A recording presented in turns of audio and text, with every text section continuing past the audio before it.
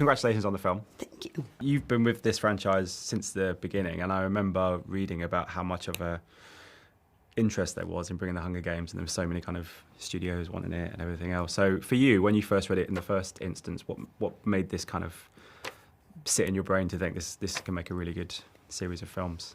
Well, when I first read the original book, it was already published. It was in bookstores. A young colleague of mine said, you got to read this book. And he gave me the book to read, and I fell like headlong into it. I couldn't stop thinking about it.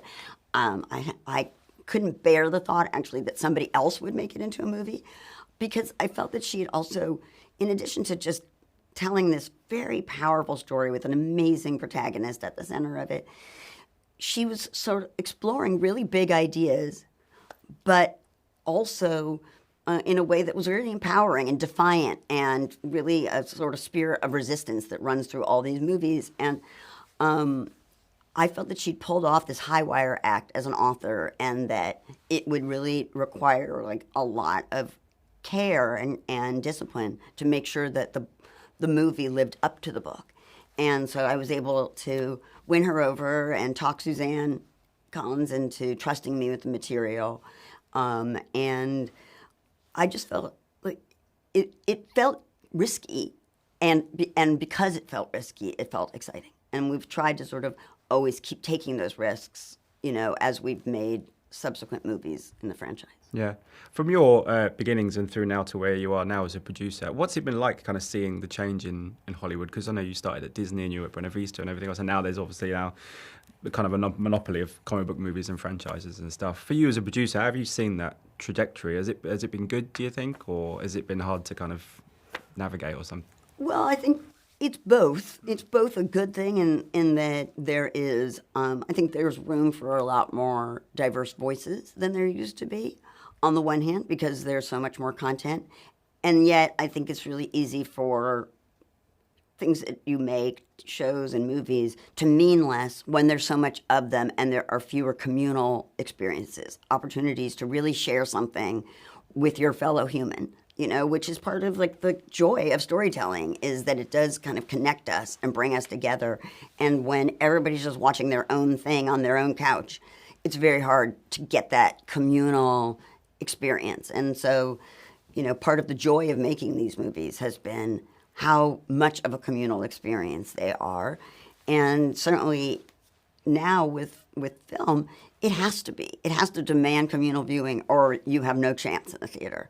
And so you have to be super discriminating about what you make, and really demanding that you make something that is good enough and worthy enough that people will get up off the couch and show up in the theater. Yeah. One of the great things about the first movies in terms of your casting was that you had this fantastic kind of young ensemble, and you had all these seasoned actors, something that you followed through with this as well. How much fun is it to see those kind of, the seasoned actors and the young kind of coming together? Because it must be a great kind of harmony between them, because they seem to come off each other so well. It's exciting. It's really, it's funny. And this one we started with our youngsters, because we did our arena shoot first in Poland, because we had like certain dates that we could have that location. And so, usually you don't start with the hardest thing, but we started with, the demands of that sequence on all of our department heads were enormous, as you would imagine. And so at first it was all the young people, and they got on great, and we were having a ton of fun. And then I think everybody was like a little intimidated when the grown-ups were going to show up. I know technically I'm supposed to be in the grown-up category, but, you end up, production makes you feel like you're one of the kids, even though you're not.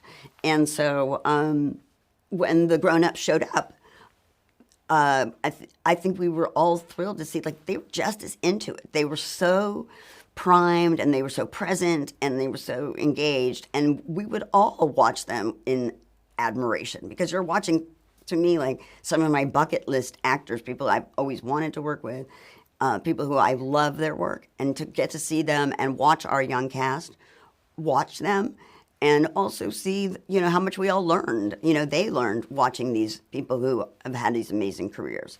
So it's thrilling. It's thrilling, and it's a credit to Suzanne that we're able to cast those adult roles with such sophisticated and, celebrated actors, because they are able to see how many she writes great characters, but she writes from theme. And I think all of our cast really were on board to want to explore these bigger ideas. Fantastic. Well, wish you all the best with the film. I hope it goes really well. Thanks Thank so you. much for your time. Pleasure. You. Thank you. Ladies and gentlemen, you're watching Hey You Guys! Hey, you guys! Hey, you guys. Hey, that's what they all say. Hey, you guys. Hey, you guys!